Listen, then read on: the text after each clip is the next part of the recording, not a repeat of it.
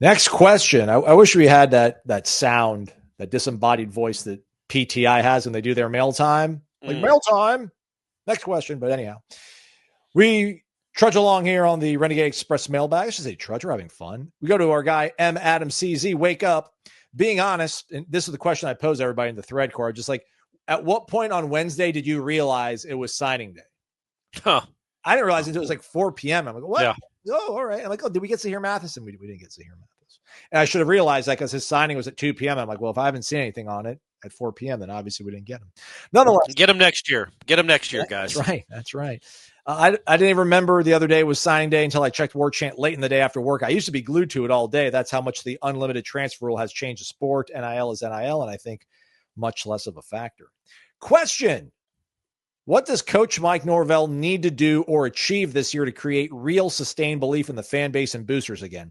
To me, if he goes 8-4 but loses to the likes of Bama, Clemson, Miami, Florida, the narrative will be that Alford and the boosters bailed him out by paying for much stronger coordinators.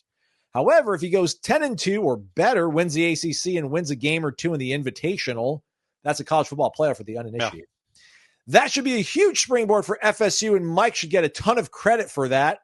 What's your views on it? I feel like a lot of people have an opinion on this one, Corey. I think it's going to be, dare I say, generating discussion. Plenty of it. Okay. Let's go ahead, Corey, if you could please, even though it's just a push button generator. I'm going to try it. I've actually screwed up my right shoulder a little bit. No. So I'm going to do a little left-handed pull there. There we go. Right, there we go. It's generating discussion is sparked by Cummins Lifestyle. Give it a follow on Instagram. A lot of people have flocked to the Instagram page of late to follow that, which is awesome. Not sure if it was us or maybe Cummins just putting more elbow grease into getting everything promoted on their awesome tour, the Onan Unplugged tour going across the United States, showing everybody all the awesome things you can do with Cummins portable power, portable generators, portable power stations. Each single week, we're going to start doing this again until the end of the year, which hopefully will be in the Invitational, Corey, yes? Yeah, right. But hey, things happen. Indiana, right. Wake up Hoosiers wasn't predicting a playoff run last year at this time. So get involved, be a member of warchant.com in the Renegade Express mail every single week.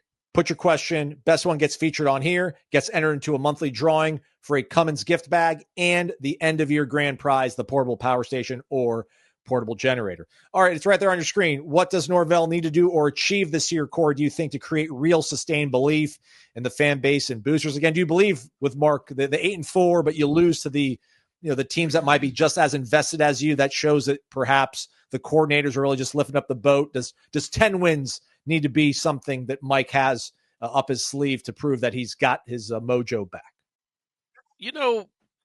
I'm not really the cynic. I'm usually a glass half full sort of guy. I'm an optimist at heart. I try to find some silver linings and things. You guys know that. But I don't, short of like getting to the semifinals, and even then, I just don't know. You don't get to go 13-0 to 2-10 and then have another good season and people just think, oh, he's got it figured out. There's going to be some hesitancy. No matter if the next good year Mike Norvell has, maybe a great year, trust me, there's going to be some real concern in the offseason as, let's make sure he doesn't F this up again like he did last time. Like you don't just wash away a 2-10. Like that's going to be there for a while. I don't think, honestly, other than short of what I just said, I don't know there's anything he could do. It's going to take multiple years of decent to good to great like he did really 21, 22, 23. That got us all confident. When you go 1-10 against FBS competition the next year, you crushed all of it. So I don't think he can sustain belief. I mean, I hope people are always fans and you're always supportive and you're going to the games. I don't know that most hardcore fans, even if they like what they see in 2025, will be absolutely certain that in 2026 it's going to be just as good or better because they've lived that life, man, and it's hard. I hate to be Debbie Downer, but right, I don't know what he could do to prove, in the way college football is, I don't know that you could just prove with one good year, one bounce back year that, yeah, we're here to stay. It's really hard to be here to stay in this sport anymore. I'm telling you, I think we all processed and continue to process 2-10 in different ways. There's times where I'm just like, all right, man, I get it. Like they were terrible last year. Flush it, move on. Then like you sit and you stew in the thought. You're like, my gosh, they went 2-10. Yeah. We kept incredible. losing every single week. Yeah. But I'll push back slightly.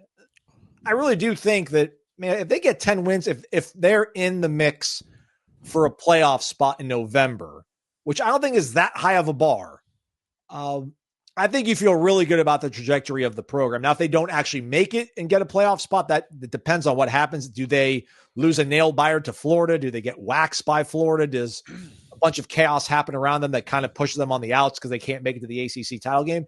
Because, I mean, you're talking about 3 out of 4 years of probably 10-plus wins. And again, I know that 2-10 is incredibly horrible. It's not 5-7. And we thought 5-7 was the most ridiculous thing we ever had to live through in 2018. This it pales in comparison. I really do think if they're in the mix in November, I don't know what the coordinator effect would really be in terms of, it's Gus and Tony that are bailing Mike out. How would that manifest itself, Corey? Yeah, well, that's what I was going to say. Say they win 9 or 10 games, and these are all big ifs. We get it. And then you lose one or both coordinators. Do you think the fan base, even if they have a huge step up this year and improve their win total by 7 or 8 games, that the fan base in December and January and right now would be 100% confident that Norvell's figured it out? Or would they think, oh, no, we lost the guys that were the real difference makers. Now he's got to do it all over again and hire better people or just as good of people. Like, there's a chance Malzahn and Tony White aren't going to be here for another couple, like 3-5 years. This might be just a stop. So if that's the case, he's got to have to prove it. I just think he's going to have to keep proving it. And it's not like, I hope people aren't thinking I'm saying like, oh, if they go 10-2 or if they make the playoff, it's like, yeah, whatever. 2026 are going to suck. I'm just saying the answer the question, and again, I'm more of a optimist than a pessimist, but to answer the question, I think there will always be a lingering concern, at least until he stacks more winning seasons on top of each other. There will be a lingering concern that the bottom might fall out because they lived it. It was just last year. So that would be and also, if the reason they're so much better this year coming up is because of the offense, which, again, the offense was dreadful last year, if it's much better, if it's a little bit above average or good in 2025, and then let's say that coordinator bounces, well, then you got question marks again. So, again, I don't know that you can believe that you don't necessarily – it would take more than 1 year, in my opinion, to think you got like a Kirby Smart equivalent that just had a crazy anomaly.